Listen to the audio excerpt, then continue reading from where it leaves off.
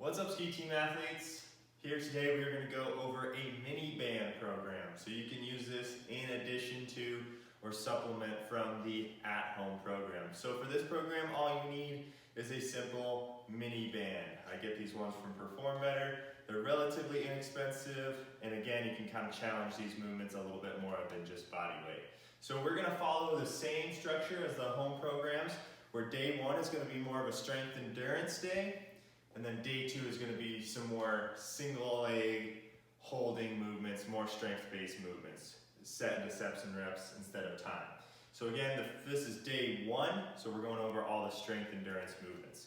So they're going to be for as many reps as possible in a certain time frame. So the first movement that we have in day one is a squat with a lateral kick out. So you're going to get the band, put it right around the ankles. Right around the ankles is usually the hardest resistance. If you need a little easier resistance, just go further up the legs, and that'll kind of ease the resistance of the band.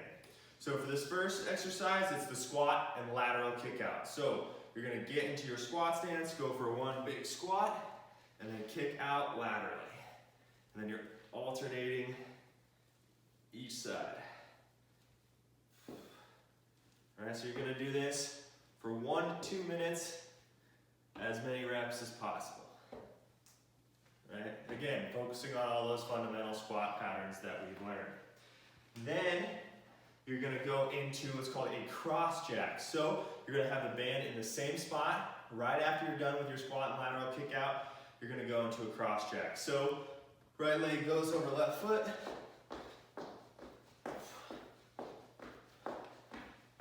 And again, you're just alternating each side. Again, you can get the arms in this too, if you want. Do all kinds of things with the arms. Really boost that cardio and give you a little more strength adaptation into that lower body. So that is going to be the first series of exercises for day one. Then we'll move on to the second series.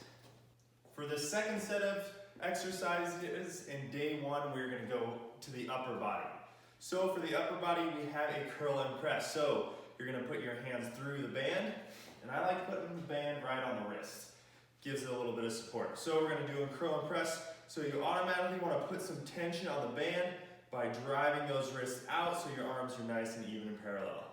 Then we're going to do a bicep curl and then press to the ceiling. So again, focusing on those overhead mechanics, pressing all the way to the ceiling without arching my back. Notice brace core, pressing to the ceiling. And again, this is 1 to 2 minutes, as many reps as possible. After you're done with that movement, you go right into shoulder pulses. So shoulder pulses, you're going to pin your elbow right into the bottom of your rib cage, so you're at this 90-degree position, right? And then you can go fist or open hands. You're simply just going to pulse out, keeping those elbows pinned into the ribs and moving those wrists and forearms out laterally. This is a great burn for the shoulders, and a minute of that is going to get you burning. So that is the second series of exercises for day one. So this will be the third series of exercises for day one. In the third series, we're focusing just on core movements.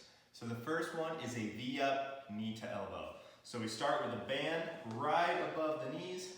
On the thigh, we get into that V position, balancing on the tailbone, right? And then we start to abduct the knees a little bit, so there's gaps. So there's some tension on the band already, right? You can see that right here, tension on the band. Then you're just gonna go hands on the head, and you're just gonna drive opposite knee to opposite elbow.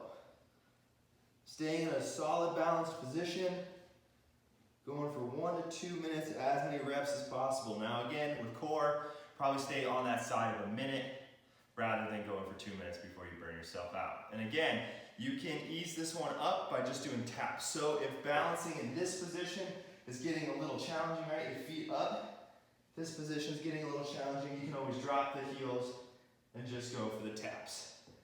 That way you can kind of get some balance out of there and still get the core work. After that, we're going to go into the hollow body position. So we're going to bring the band to the ankles, and we are going to do a hollow body abduction. So thinking about abducting the feet away and bringing them back in. So we'll start hollow body position. All right, braced core. You can go arms out to the side for this one if you want. Braced core. Again, start with some tension on the band. Holding that lower back in, and then you're gonna out, back in. Now this one's a pretty tough one, so go on to a minute first before just thinking you can jump into a minute and a half of those. So doing a minute of those with as many reps as possible. Again, focusing on the controlled core, locking that lower back into the ground. And that is gonna be the end of our core work and the end of all the exercises for day one of the mini band series.